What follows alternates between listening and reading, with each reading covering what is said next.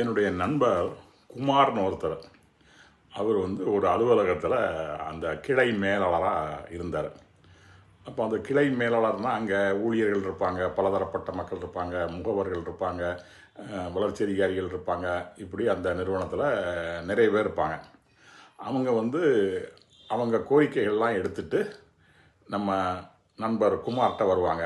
குமார் முதல்லையே ஒன்று சொல்லியிருப்பார். அதில் உள்ள இந்த இதில் மாற்றம் வேணும், இப்படி இருந்தால் நல்லாயிருக்கும், அப்படி இருந்தால் இருக்கணும். ஒவ்வொரு தரம் அணியாக போவாங்க. போய் ஒவ்வொரு தரம் அரை மணி நேரத்துக்கு மேலே பேசுவாங்க. இப்படி செஞ்சால் நல்லாயிருக்கும், அப்படி செஞ்சால் நல்லாயிருக்கும்னு அவங்க எல்லா பாயிண்ட்டையும் எடுத்து சொல்லுவாங்க.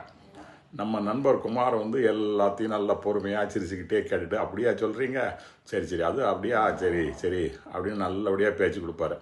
அரை மணி நேரம் கழித்து பேச்சுவார்த்தை முடிஞ்ச உடனே இவங்க எந்திரிப்பாங்க. எந்திரிச்சு சரி சார், அப்போ அப்படி பண்ணிடலாமா அப்படின்னு கேட்பாங்க. இவர் என்ன சொல்லுவார், சரி சரி, நீங்கள் சொன்னதெல்லாம் கேட்டேன், நான் முதல்ல சொன்னோம்லா அதை மாதிரியே நம்ம நடந்துடுவோம், அதுதான் சரியாக இருக்கும் அப்படின்னு அவர் சொல்லுவார். இவங்க எல்லாரும் வெறுப்போடு எழுந்திரிச்சு வெளியே போயிடுவாங்க.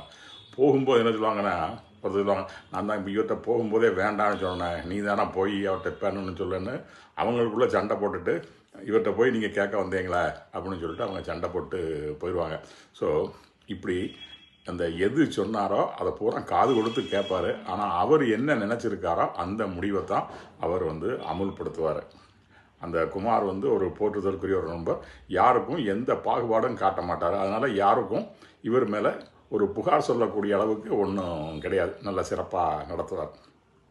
இந்த குமார் கதையை கேட்கும்போது இப்போ இந்த அரசியல் கட்சி கூட்டணிக்காக பேச்சுவார்த்தை நடத்துறதெல்லாம் அவங்க ஞாபகத்துக்கு வருதா? சரி சரி.